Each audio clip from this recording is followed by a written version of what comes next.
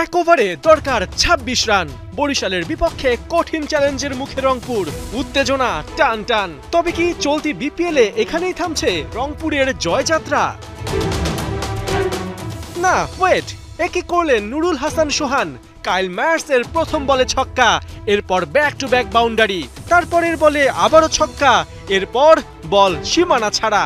৫ বলেই রংপুরকে এনে দিলেন ২৪ রান। রাইডারদের জন্য শেষ বলে তাই দরকার মাত্র ২ রান। কিন্তু কিসের সিঙ্গেলস, কিসের ডাবলস? ছক্কা মেরেই ম্যাচ শেষ করলেন সোহান। দাপটের সাথে রংপুরকে এনে দিলেন অবিশ্বাস্য জয়। রংপুর বরিশাল ম্যাচের উত্তেজনার পারদ চড়া ছিল ম্যাচের শেষেও। রাইডারদের অ্যাগ্রেসিভ সেলিব্রেশন মানতে পারেননি বরিশাল ক্যাপ্টেন তামিম ইকবাল। প্রায় হয়ে গিয়েছিলেন রংপুরের মুখোমুখি, তবে শেষ পর্যন্ত অঘটন ঘটেনি। অবশ্য শেষ ওভারে ৩০ রান দেয়া বরিশালের কাইল মায়ার্স ব্যাটিংয়ে থাকাকালীন তাকে ঘিরেও ছড়িয়েছিল উত্তেজনা।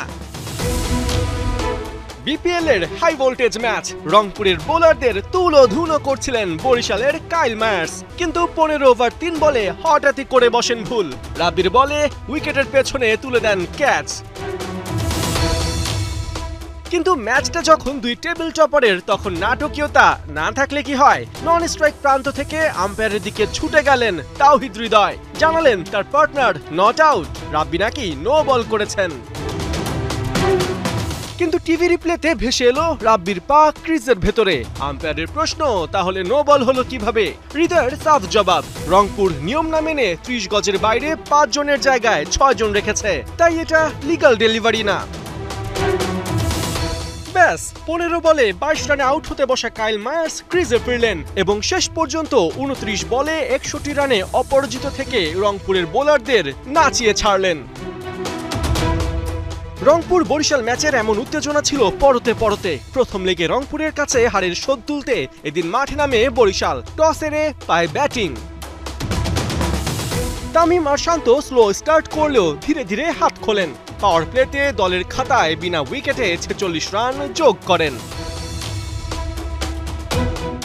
এরই মাঝে প্রথম বাংলাদেশি ব্যাটার হিসেবে টি-টোয়েন্টিতে ৮,০০০ রানের মাইলফলক স্পর্শ করেন তামিম ইকবাল। ১১তম ওভারে রংপুরকে ব্যাক টু ব্যাক উইকেট এনে দেন কামরুল রাব্বি। প্রথম বলে শান্ত আর পরের বলে তুলে নেন তামিমের উইকেট। দুজনের ব্যাট থেকে আসে ৪০ করে রান। মায়ার্সকে বাঁচালেও নিজের উইকেট তাওহিদ হৃদয় বাঁচাতে পারেননি বেশিক্ষণ।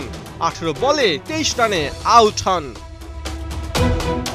অবশ্য মায়ার্স ২৫ বলে ঠিকই তুলে নেন ৫০। ৬১ রানে নট আউট থেকে দলকে এনে দেন ৫ উইকেটে ১৯৭ রানের পুঁজি।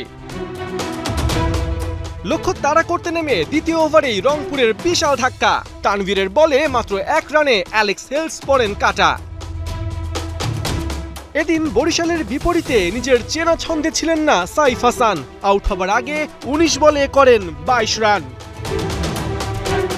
তৌফিকের ব্যাটে আসে ২৮ বলে ৩৮। রিশাদের বলে রংপুর ওপেনার ডিসমিস।